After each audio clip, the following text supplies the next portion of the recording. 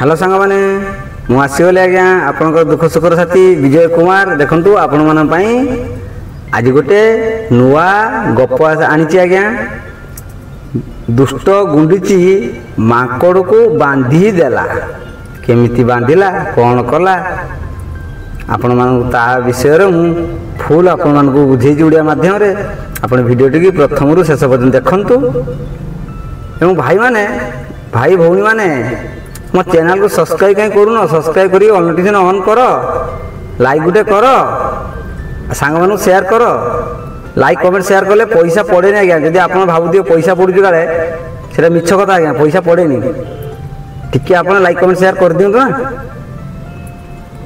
ठीक अच्छे आउ एई गप माध्यम रे मु बहुत बढ़िया शिक्षा उठे देइची एटा आपन को जीवन काल मध्य रे काम लागियो आज्ञा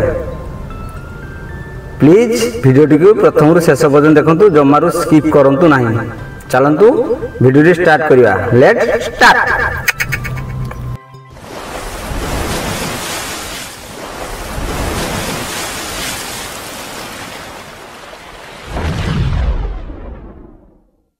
गोटे बड़ जंगल थिला एई जे बनलता पहाड़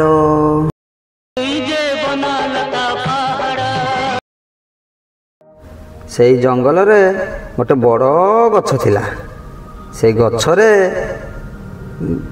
गोटे गुंडुची मूसार छुआ तार ना थिला होची टुइंकिल आ ता माँ दुई जन जाक बसवास करुथिले ता माँ प्रत्येक दिन जंगल को जाए किसी खाद्य संग्रह करे नहीं कि आसी टुइंकिल की दिए टुइंकिली ता माँ बेस आनंद सहकार से गछरे जीवन काटुथिले। गोटे दिन टुइंकिल देखिला से गछरे गोटे माकड़ आसी आश्रय नहीं शोची आओ ताकू किंतु बहुत खराब नागिला सी देखिला से मन मन भाविला ये माकड़ को पाने देवी आओ ये तो आम गछ ताकू किंतु जना नथिला जंगलर गछ समस्त व्यवहार करें से सेठू कौन कला गोटे उपाय पांचिला एवं ता माँ को डाकिला माँ देखिलु आम गछरे गोटे माकड़ आसी शोची माँ कहला अरे तू कहीं व्यस्त होचु एटा पर जंगलर गछ जंगलर समस्त व्यवहार करें गछ को समस्त व्यवहार करेंगे तार भी अधिकार अच्छी तू पार्टी करनी ताको टे शोइबा को दे ता माँ टुइंकिल कहूची ना ना यहाँ आम गछ आम ये रही आ रखे देवुनि सेठू से गोटे कथा चिंता करी माकड़ शुई अवस्था से गोटे कथा चिंता करी ता पाखक आसला से गछर शोइथिबा स्थान को से पाखक आसी से गोटे कथा चिंता कला रहोरे माकड़ तू आसी शोइछु तो तोते आज मु पाने देवी ए कथा से चिंता कला परे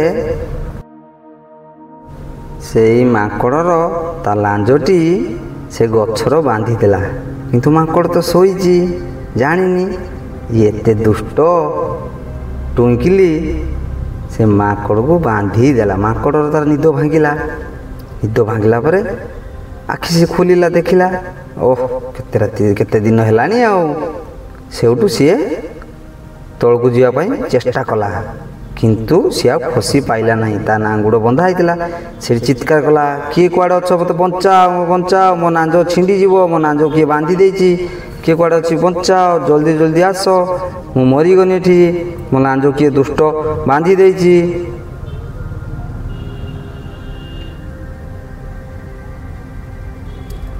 ए जंगलर सबु पशु माने दौड़ दौड़ी आसिले ता भितरे जंगलर राजा सिंह मध्य थाए सबू आसिले शुणिले किए कौटी चिल्लाउची आसी से माकड़ पाखर पहुँची गले माकड़ पाखर पहुँची कहले माकड़ भाई तुमर ये अवस्था किए करिछि माकड़ भाई कहूँ मु जानिनी मु तो शोइथिली गछर किए दुष्ट मो नांज को बांधी देछि बनर राजा सिंह कहूँ सब पशु मान पक्षी मान अरे किए कौन कुआड़े अच्छे ଯାଅରେ ମାଙ୍କଡ଼ ଭାଇକି ତା ନାଞ୍ଜଟା ଟିକେ ଖୋଲିଦିଅ, ମାଙ୍କଡ଼ ଭାଇର ନାଞ୍ଜ ନହେଲେ ଛିଣ୍ଡିଯିବ। ଏଇ କଥା ଶୁଣି ସେ କଳା କାଉ କହିଲା ହଉ ତାହେଲେ ମୁଁ ଆସୁଛି, ମୁଁ ଯାଉଛି। ଗଲା କଳା କାଉ ସେ ମାଙ୍କଡ଼ ପାଖକୁ ଗଲା, ତା ନାଞ୍ଜଟା ଖୋଲିଦେଲା, ମାଙ୍କଡ଼ଟି ତଳେ ପଡ଼ିଗଲା।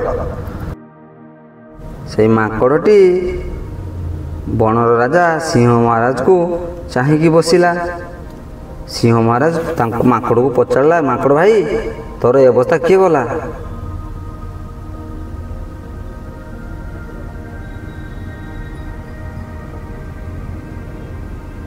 ମାଙ୍କଡ଼ ଭାଇ କହିଲା, ନାଇଁ ନାଇଁ ମହାରାଜ, ମୁଁ ଏମିତି କରିନି କାମ, କିଏ ମୋତେ ଗୋଟେ ବାନ୍ଧି ଦେଇଛି, ମୁଁ ଶୋଇବା ଅବସ୍ଥାରେ ବାନ୍ଧି ଦେଇଛି ଆଜ୍ଞା। ସେ ଦୁଷ୍ଟ ମୋତେ ବାନ୍ଧି ଦେଇଛି, ଯାହାଫଳରେ ମୁଁ ଉଠିଲାକୁ ମୋ ନାଞ୍ଜ ବନ୍ଧା ହେଇଛି, ମୁଁ ଖସି ପାଇଲିନି ଆଜ୍ଞା, ମୋର କିଛି ଭୁଲ ନାହିଁ ମହାରାଜ। ସେଇଠୁ ସିଂହ ମହାରାଜ କହିଲା, କିଏ ସବୁ ଏ କାମ କଲା? ଗୁଣ୍ଡୁଚି ମୂଷା ତା ଟୁଙ୍କିଲି ତା ମା ଆସିଲା, ସିଏ ବି ଚାହିଁକି ରହିଥାଏ, ସିଏ ବି ଜାଣିପାରୁନଥାଏ କିଏ କରିଛି। ଏଇ ଭିତରେ ହରିଣ କହିଲା, ଏସବୁ ସେଇ ଦୁଷ୍ଟ ଟୁଙ୍କିଲର କାମ, ସିଏ ସବୁ ପଶୁପକ୍ଷୀମାନଙ୍କୁ ବହୁତ ହଇରାଣ କରେ, ତାର ଏସବୁ କାମ। ମହାରାଜକୁ କହିଲା। ମହାରାଜ ଏ କଥା ସବୁ ଶୁଣିଲା ପରେ ସେ ଗୋଟେ କଥା ଚିନ୍ତା କଲା ପରେ ମହାରାଜ କହିଲା, ଏଇ ଦେଖ ଗୁଣ୍ଡୁଚି, ତମ ଟୁଙ୍କିଲି ଛୁଆକୁ ସମ୍ଭାଳିକି ରଖ, ନହେଲେ ମୁଁ ତାକୁ ଏ ଜଙ୍ଗଲରୁ ବାହାର କରିଦେବି। ଜାଣିଛ ମୋତେ ଚିହ୍ନିଛ କିଏ? ମୁଁ ହେଉଛି ଜଙ୍ଗଲର ରାଜା।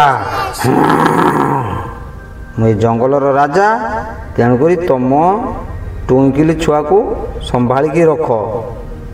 ସମସ୍ତଙ୍କ ସହିତ ଲାଗୁଛି, ହଇରାଣ ହରକତ କରୁଛି, ତେଣୁକରି ତମ ଛୁଆକୁ ତମେ ସମ୍ଭାଳିକି ରଖ। ଗୁଣ୍ଡୁଚି ମୂଷା ତା ମା କହିଲା, ଟୁଙ୍କିଲି ତା ମା କହିଲା, ନାଇଁ ନାଇଁ ତମେ ଏମିତି କରନ୍ତୁନି ମହାରାଜ, ମୁଁ ଆଉ ଏମିତି ଭୁଲ କରିବନି, ମୋ ଛୁଆକୁ ମୁଁ ବୁଝେଇଦେବି, ସିଏ ଆଉ ଏମିତି ଭୁଲ କରିବ ନାହିଁ।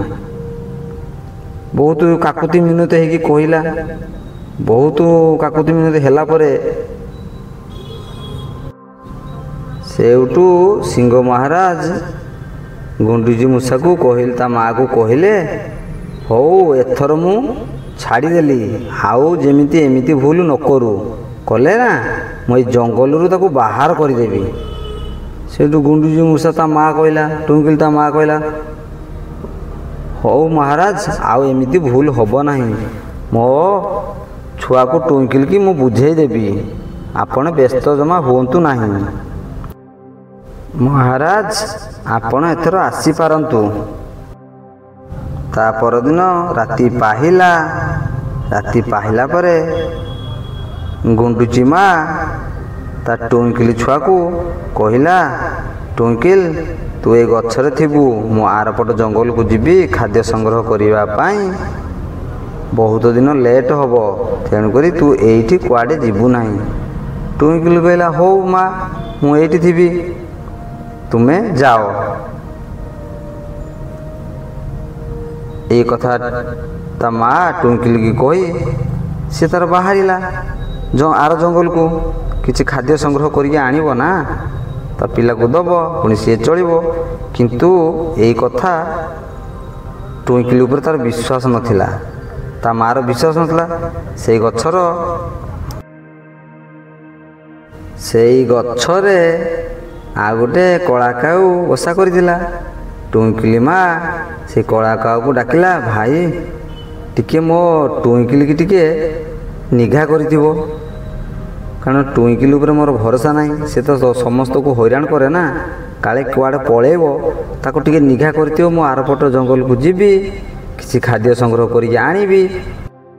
କଳା କାଉ ସେଇଠୁ କହିଲା, ହଉ ଗୁଣ୍ଡୁଚି ତୁମେ ଆସିପାର, ମୁଁ ତୁମ ଟୁଙ୍କିଲିକି ନିଘା କରିଥିବି। ଟୁଙ୍କିଲ ମାଆର ବହୁତ ଦିନ ନ ଆସିବାର ଦେଖି ତା ମନ ବ୍ୟାକୁଳ ହେଲା ମାଆକୁ ଦେଖିବା ପାଇଁ। ସିଏ କ'ଣ କଲା, ଗୋଟେ କଥା ଚିନ୍ତା କଲା, କହିଲା ମୁଁ ଯାଏ ଜଙ୍ଗଲ ଆଡ଼େ ଟିକେ ବୁଲିବି, ଆଉ ଦେଖିବି ମୋ ମାଆକୁ। ଆଉ ପିଲା କଥା ନା, ମାଆ କଥା ତ ନିଶ୍ଚୟ ମନେ ପଡ଼ିବ ନା। ତେଣୁକରି ସିଏ ସେଠୁ ବାହାରିଲା। ଟୁଇଙ୍କିଲି ରାସ୍ତାରେ ଯିବା ବେଳକୁ କଳା କାଉ ପହଞ୍ଚିଗଲା। ଆରେ ଆରେ କୁଆଡ଼େ ଯାଉଛୁ ତୁ? ତୋ ମା ମୋତେ ଜଗେଇ ଦେଇଯାଇଛି, ତୁ କୁଆଡ଼େ ନ ଯିବା ପାଇଁ ମୋତେ ଜଗେଇ ଦେଇଯାଇଛି। ଟୁଇଙ୍କିଲି କହିଲା ନାଇଁ ନାଇଁ ମାମୁଁ, କଳା କାଉ ମାମୁଁ, ମୁଁ ଟିକେ ଜଙ୍ଗଲ ସେପଟକୁ ଏଇ ନଦୀକି ଟିକେ ଯାଉଛି, ପାଣି ପିଇକି ଆସିବି ଆଉ। ଏଇଟା ମିଛ କଥା କହିଦେଲା ଆଜ୍ଞା। ମିଛ କଥା କହି ଖସିକି ଯିବ, କାହିଁ କାରଣ ତା ମାଆକୁ ଦେଖିବାର ଅଛି ଆଜ୍ଞା। ଟିକେ ପ୍ଲାନ୍ କରିଦେଲା ଆଜ୍ଞା। ଏଇ ପ୍ଲାନ୍ କରିଦେଇ କଳା କାଉ ସେଇଠୁ କହିଲା ହଉ ତାହେଲେ ତୁ ଯା ଆଉ, ପାଣି ଟିକେ ପିଇକି ତୁ ଆସିବୁ ଆଉ। ସେଇଠୁ ଟୁଇଙ୍କିଲି ଜଙ୍ଗଲ ଭିତରକୁ ବାହାରିଗଲା।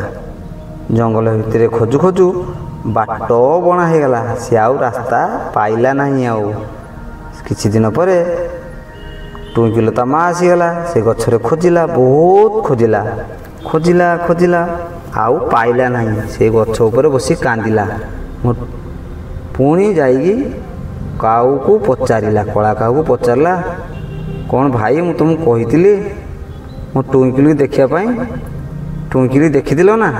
କଳା କାଉ କହିଲା ନାଇଁ ତ, ସେ ତ ପାଣି ପିଇ ଯାଇଥିଲା, ପାଣି ପିଇକି ପଳେଇ ଆସିଥିଲା, ପଳେଇ ଆସିବା ତ କହିଥିଲା। ସେଇଠୁ ଗୁଣ୍ଡୁଚି ବହୁତ କାନ୍ଦିଲା। କାନ୍ଦିଲା ପରେ ପୁଣି ଜଙ୍ଗଲର ପଶୁ ପକ୍ଷୀମାନେ ସବୁ ପଶୁ ଆସି ଏକାଠି ହେଲେ। ଟୁଇଙ୍କିଲିର ତା ମା ଗୁଣ୍ଡୁଚି ମୂଷା କାନ୍ଦିବା ଦ୍ୱାରା ସବୁ ପଶୁମାନେ ଆସିକି ଏକଜୁଟ ହେଇଗଲେ। ସେମାନେ ସମସ୍ତେ ମିଶି ଟୁଇଙ୍କିଲିକି ଖୋଜିବା ପାଇଁ ଜଙ୍ଗଲକୁ ବାହାରିଲେ। ବହୁତ ଆଡ଼େ ଖୋଜିଲେ, ଟୁଇଙ୍କିଲିକି ନ ପାଇ ତା ମା ଜଙ୍ଗଲ ଭିତରେ ବହୁତ କାନ୍ଦୁଥାଏ, ବହୁତ ମନ ଦୁଃଖ କରୁଥାଏ। ସେହି ସମୟରେ ବଣର ମହାରାଜ, ସିଂହ ମହାରାଜ ଏସବୁ ଦେଖି ତାର ବହୁତ ମନ ଦୁଃଖ ହେଲା। ସବୁ ପଶୁପକ୍ଷୀ ଏକାଠି ହୋଇ ବହୁତ ଚିନ୍ତା କଲେ। ଚିନ୍ତା କଲା ଫଳରେ ଗୋଟେ ଉପାୟ ପାଞ୍ଚିବେ। ମହାରାଜ ବି ସେଠି ବହୁତ ମନ ଦୁଃଖରେ ଅଛନ୍ତି। କ'ଣ କରିବା, ଟୁଇଙ୍କିଲିକି ଆମେ କେଉଁଠୁ ଖୋଜିବା? ସେଇଠୁ କାଉ, କଳା କାଉର ନଜର ପଡ଼ିଲା ଆକାଶ ଉପରେ ଗୋଟେ ଚିଲ ବୁଲୁଛି। ସିଏ ସେଇ ମହାରାଜକୁ ସେ କଥା କହିଲା। ସିଂହ ମହାରାଜ କହିଲେ ନାଇଁ, ସେ ତାର ଶିକାର ପାଇଁ ସେ ଆକାଶରେ ବୁଲୁଥିବ, କିନ୍ତୁ ଟୁଇଙ୍କିଲିର ମା ଗୁଣ୍ଡୁଚି ମୂଷା କହିଲା ନାଇଁରେ ଦେଖରେ ଯାଇକି ମୋ ଟୁଇଙ୍କିଲି କାଳେ ସିଏ ଶିକାର ବନେଇବ ବୋଲି ଉପରେ ଉଡ଼ୁଥିବ। ଭାଲୁ କହିଲା ନାଇଁ ମ, ସେ ଶିକାର କରିବା ପାଇଁ ସେ ଉପରେ ଉଡ଼ି ବୁଲୁଛି ଆଉ। କିନ୍ତୁ ସିଂହ ମହାରାଜ ତାଙ୍କର ବିଶ୍ୱାସ ଟିକେ ହେଲାଣି। ସେ କହିଲେ ନାଇଁ କଳା କାଉ, ଯାଇ ଦେଖିଲ, ଆକାଶ ମାର୍ଗକୁ ଯାଇ ଦେଖ, ସେ କାହିଁକି ସେଠି ଘୁରି ବୁଲୁଛି। ସେଇଠୁ କଳା କାଉ ମହାରାଜଙ୍କର ଆଦେଶ ପାଳନ କରି ଯଥାସ୍ତୁ ଆଜ୍ଞା କହି ବାହାରିଲା, ଆକାଶ ମାର୍ଗକୁ ଗଲା। ଆକାଶ ମାର୍ଗରେ ଉଡ଼ିଲା, ଉଡ଼ି ଉଡ଼ି ତା ପାଖକୁ ଗଲା। ତା ପାଖ ପହଞ୍ଚିଲାକୁ ଦେଖିଲା ଯେ ସତ କଥା, ସେ ଟୁଇଙ୍କିଲିକି ଶିକାର କରିବା ପାଇଁ ଗୋଡ଼ରେ ଝାମ୍ପି ଧରି ଅନ୍ୟତ୍ର ନେଇଯାଉଛି ତାକୁ ଖାଇବା ପାଇଁ। ଟୁଇଙ୍କିଲି ସେଠି କହୁଥାଏ ଭାଇ କିଏ କୁଆଡ଼େ ଅଛ, ମୋତେ ବଞ୍ଚାଅ, ମୋତେ ବଞ୍ଚାଅ। କଳା କାଉ ଧୈର୍ଯ୍ୟ ସହକାରେ କହିଲା ବ୍ୟସ୍ତ ହନି ଟୁଇଙ୍କିଲି, ମୁଁ ପହଞ୍ଚିଗଲି ଏଥର, ମୁଁ ତୋତେ ନିଶ୍ଚୟ ବଞ୍ଚେଇବି। ଏଇ କଥା କହି ଟୁଇଙ୍କିଲିକି ଆଶ୍ୱାସନ ଦେଲା। କଳା କାଉ ଏସବୁ କହିଲା ପରେ ସିଏ ତାର ଉଡ଼ିକି ଗଲା। ପୁଣି ତା ପାଖକୁ ପୁରା ପାଖ ହେଇଗଲା। ତାକୁ ଯାଇକି ତା ଥଣ୍ଟରେ ତା ମୁଣ୍ଡକୁ ଖୁମ୍ପିଲା। ବାରମ୍ବାର ଖୁମ୍ପିଲା, ବାରମ୍ବାର ଖୁମ୍ପିଲା। ବାରମ୍ବାର ଖୁମ୍ପିଲା ଫଳରେ ଚିଲ ତା ଜୀବନ ରକ୍ଷା କରିବା ପାଇଁ ଟୁଇଙ୍କିଲିକି ତା ଗୋଡ଼ରେ ଯେଉଁ ଜାବୁଡ଼ିକି ଧରିଥିଲା ତାକୁ ଛାଡ଼ିଦେଲା। ଟୁଇଙ୍କିଲି ଆସି ତଳେ ପଡ଼ିଲା।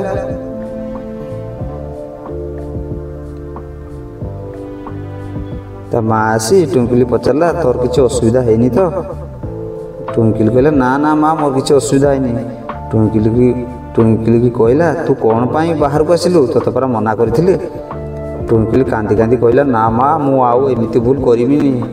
ଆଉ ଜଙ୍ଗଲର ସବୁ ପଶୁପକ୍ଷୀକି ମୁଁ ଆଉ ହଇରାଣ କରିବିନି। ସମସ୍ତଙ୍କ ସାମ୍ନାରେ ଶପଥ ନେଲା ରାଜାଙ୍କ ସାମ୍ନାରେ ମୁଁ ଆଉ ଏମିତି ପଶୁପକ୍ଷୀ ହଇରାଣ କରିବି ନାହିଁ। ମୋ ମା ତମ କଥା ମାନିବି, ନ ମାନିଥିଲେ ଆଜି ମୋ ଜୀବନ ଯାଇଥାନ୍ତା।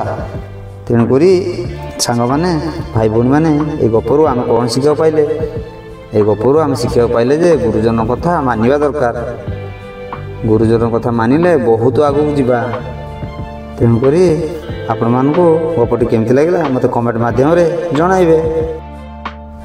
ଯଦି ମୋ ଚ୍ୟାନେଲରେ ଆପଣମାନେ ନୂଆ ଅଛନ୍ତି ତାହେଲେ ଗୋଟେ ଲାଇକ୍ ଗୋଟେ କରିଦିଅନ୍ତୁ, କମେଣ୍ଟ ଗୋଟେ କରିଦିଅନ୍ତୁ, ସବସ୍କ୍ରାଇବ୍ କରିବାକୁ ଜମା ବି ଭୁଲନ୍ତୁନି ଏବଂ ସାଙ୍ଗମାନଙ୍କୁ ସେୟାର କରିବା ପାଇଁ ଜମା ବି ଭୁଲନ୍ତୁନି। ସବସ୍କ୍ରାଇବ୍ କରି ଅଲ୍ ନୋଟିଫିକେସନ୍ ଅନ୍ କରିଦିଅନ୍ତୁ, ଯାହାଫଳରେ ମୁଁ ଯେଉଁ ଭିଡ଼ିଓ ପୋଷ୍ଟ କରିବି ଆପଣମାନେ ସର୍ବପ୍ରଥମେ ପାଇପାରିବେ ଏବଂ ତାହାର ମଜା ନେଇପାରିବେ ଏବଂ ତାହାର ଗୋଟେ ଶିକ୍ଷା ଗ୍ରହଣ କରିପାରିବେ ଏବଂ ଶିକ୍ଷା ମାଧ୍ୟମରେ ବହୁତ ଆଗକୁ ଯିବେ। ଆଜି ପାଇଁ ମୋତେ ବିଦାୟ ଦିଅନ୍ତୁ। ରହିଲି, ବାଏ ବାଏ, ଟାଟା। ପୁଣି ଦେଖା ହେବ ନେକ୍ସଟ ଭିଡ଼ିଓରେ। ଜୟ ଜଗନ୍ନାଥ, ଜୟ ଶ୍ରୀରାମ, ନମସ୍କାର, ହର ହର ମହାଦେବ।